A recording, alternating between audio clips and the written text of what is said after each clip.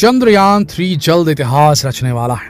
अब की बार भारत चांद को मुट्ठी में कर ही लेगा। चंद्रयान 3 मिशन की सफलता से नया इतिहास रचेगा भारत। जी हाँ दोस्तों, इसी महीने की 14 तारीख को चंद्रयान 3 की चांद की यात्रा शुरू हो जाएगी और इस बार का चंद्रयान मिशन पूरी दुनिया को दिखा देगा कि भारत स्पेस टेक्नोलॉजी में भी सबसे आगे है। तो चलिए आज की वीडियो में आपको चंद्रयान मिशन की पूरी जानकारी देते हैं ताकि आप भी भारत के इस प्राउड मोमेंट का हिस्सा बन सकें। तो बस बने रहिए वीडियो के अंत तक। दोस्तों, आपको 2019 का वो शनिवार तो याद होगा जब पीएम नरेंद्र मोदी सुबह सुबह बेंगलुरु के इसरो के हेड ऑफिस पहुंच गए थे। उसी समय चंद्रयान 2 चंद्रमा की सतह पर उतरने वाला था। तभी लैंडर विक्रम से इसरो का संपर्क टूट गया था। भारत का मून मिशन चंद्रमा की सतह से 2.1 किलोमीटर दूर रह गया था और आखिरी पल में चंद्रयान 2 का 47 दिनों का सफर एक असफलता के साथ समाप्त हो गया था। उस वक्त चंद्रयान 2 के लिए सालों से मेहनत कर रहे सभी वैज्ञानिकों की आंखें नम थी। इसरो के चीफ के सिवन अपने आंसू नहीं रोक सके थे और उनकी आंखें छलक पड़ी। पीएम मोदी ने फौरन उनको गले से लगाकर दिलासा दिया था। ये बेहद ही भावुक पल था। बाद में के सिवन ने कहा था, पीएम के शब्द हौसला बढ़ाने वाले थे। उन्होंने हमें हौसला रखने को कहा और उम्मीद को जिंदा रखने के लिए प्रेरित किया। इसरो एक बार फिर चांद को छूने के ख्वाब सजाने लग गया है और अब उन सपनों के साकार होने का वक्त आ गया, क्योंकि 14 जुलाई 2023 को इसरो 2:35 में आंध्र प्रदेश के श्रीहरिकोटा स्थित सतीश धवन स्पेस सेंटर से स्पेसशिप चंद्रयान 3 लॉन्च करेगा। चंद्रयान 3 23 या 24 अगस्त को चंद्रमा की सतह पर सॉफ्ट लैंडिंग की कोशिश करेगा। चंद्रयान चांद पर जाने के लिए पूरी तरह से तैयार है। इसे कुछ दिन पहले ही लॉन्चिंग व्हीकल LVM-3 में फिट किया जा चुका है।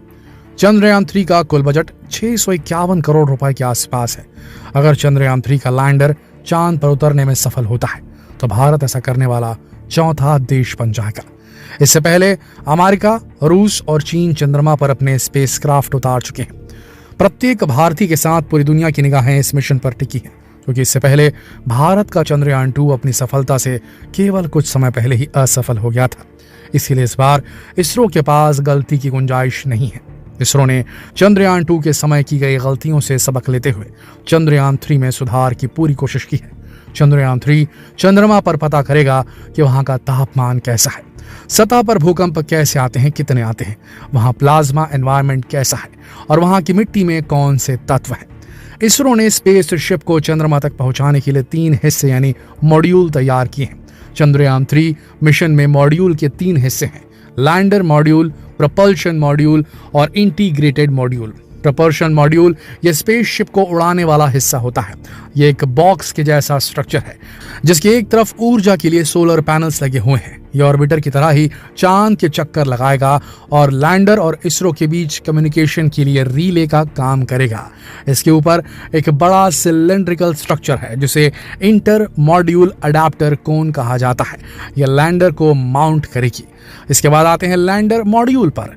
यह स्पेसशिप को चांद पर लैंड करवाने वाला हिस्सा है। इसमें 4 पैर भी होते हैं और इसमें लैंडिंग थ्रस्टर होगा जो कि इसे ठीक से लैंड करने में मदद करेगा। लैंडर का वजन 7552 किलोग्राम है। रोवर ये भी एक इंपॉर्टेंट मॉड्यूल है। ये चंद्रमा पर घूमकर जानकारी कलेक्ट करने वाला हिस्सा है। इसका वजन 26 किलोग्राम रखा गया है। इसके साइड में सोलर पैनल लगे होंगे जो कि इसे काम करने के लिए एनर्जी प्रदान करेंगे। चंद्रयान 2 में इन तीनों के अलावा एक हिस्सा और था जिसे ऑर्बिटर कहा जाता है। उसे इस बार नहीं भेजा जा रहा है। चंद्रयान 2 का ऑर्बिटर पहले से ही चंद्रमा के चक्कर काट रहा है।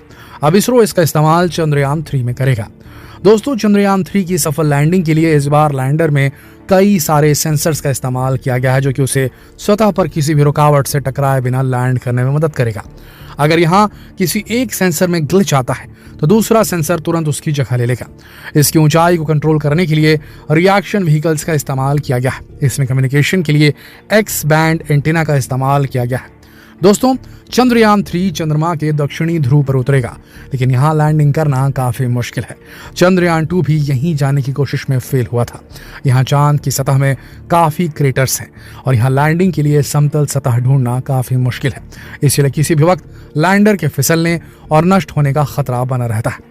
अब एक और सवाल आपके मन में जरूर आ रहा होगा, जब चांद के दक्षिणी ध्रुव पर लैंडिंग करना इतना मुश्किल है तो इसरो बार बार वहीं लैंड करने की कोशिश क्यों कर रहा है? असल में चांद का वो हिस्सा है जिसे आज तक बहुत कम एक्सप्लोर किया गया है, क्योंकि ये हिस्सा पृथ्वी के संपर्क में बहुत कम आता है। और ये वो जगह है जहां चंद्रयान 1 ने पानी की खोज की थी। बाद में नासा के सैटेलाइट ने भी ये बात कंफर्म की थी कि चंद्रमा के साउथ पोल पर पानी है। यहाँ कई ऐसे क्रेटर्स हैं जिन पर कभी सूरज की रोशनी नहीं पड़ती, जिस वजह से ये सूरज के रेडिएशन से बचे रहते हैं। और यही कारण है कि यहाँ जीवन के अंश भी मिल सकते हैं, और एक बहुत बड़ी खोज होगी अगर हुई तो। इसीलिए चंद्रयान 3 को भी चांद के इसी हिस्से पर लैंड किए जाने की कोशिश की जाएगी। चंद्रयान 2 भी यहीं लैंड करने की कोशिश कर रहा था, लेकिन उसका वो काम हो नहीं पाया था। चंद्रयान 3 के लैंडर का नाम विक्रम ही होगा, जो भारतीय अंतरिक्ष कार्यक्रम के जनक विक्रम साराभाई के नाम पर रखा गया है। इसके रोवर का नाम प्रज्ञान होगा। ये रोवर बिल्कुल चंद्रयान 2 की तरह ही चांद की सतह पर उतार दिया जाएगा। ये 6 पहियों वाला एक आयताकार रोवर होगा। इसमें कई सारे नेविगेशन कैमरास होंगे, जिसमें एनर्जी के लिए सोलर पैनल और कम्युनिकेशन के लिए एंटीनास भी मौजूद होंगे। रोवर पहले लैंडर को डेटा ट्रांसमिट करेगा, इसके बाद लैंडर प्रोपल्शन मॉड्यूल को डेटा भेजेगा और इसके बाद ये डेटा इसरो तक पहुंच जाएगा। लैंडर में एक और इंस्ट्रूमेंट मौजूद है जिसका नाम है चंद्र सरफेस थर्मोफिजिकल एक्सपेरिमेंट। ये चांद की सतह की थर्मल प्रॉपर्टीज की जांच करेगा। इसके अलावा इसमें the instrument for lunar साइस्मिक activity भी लगा है। ये इंस्ट्रूमेंट चांद पर होने वाली भूकंपीय घटनाओं के बारे में जांच करेगा। इसके साथ ही इसमें radio anatomy of moon bound hypersensitive ionosphere in atmosphere Rambha नाम का एक ऐसा इंस्ट्रूमेंट है जो चांद के वातावरण में गैसों और प्लाज्मा की जांच करेगा। लैंडर में पैसिव लेजर रेट्रो रिफ्लेक्टर अरे भी मौजूद है। यह इंस्ट्रूमेंट इसरो को नासा की तरफ से मिला है। ये चांद और सूरज के बीच की सही दूरी नापने के लिए लगाया गया है।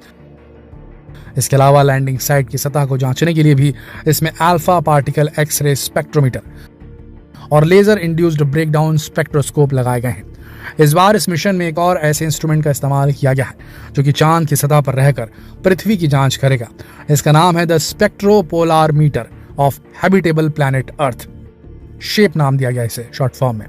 लैंडर चांद पर एक लूनर दिन तक रहेगा। एक लूनर दिन धरती के 14 दिनों के बराबर होता है। चंद्रयान 3 के लैंडर की चांद की सतह पर लैंडिंग के लिए जरूरी है कि वहां सूरज निकला हो। लैंडर के लिए सनलाइट जरूरी है। चांद पर 14 से 15 दिन सूरज निकलता है और बाकी 14-15 दिन सूरज नहीं निकलता। दोस्तों, कुल मिलाकर चंद्रयान 3 का लक्ष्य है वो डेटा कलेक्ट करना जिससे हम चांद पर मानव बस्ती बसाने की अपनी कोशिश को एक और कदम उस तरफ बढ़ सकते हैं। ये जानकारी आपको कैसी लगी हमें कमेंट सेक्शन में जरूर बताएं, और हाँ, वीडियो को लाइक और शेयर करना बिल्कुल ना भूलें। जल्द मिलते हैं आपसे अगली वीडियो में। तब तक के लिए आप सबका इस वीडियो के अंत तक बने रहने के लिए दिल से धन्यवाद।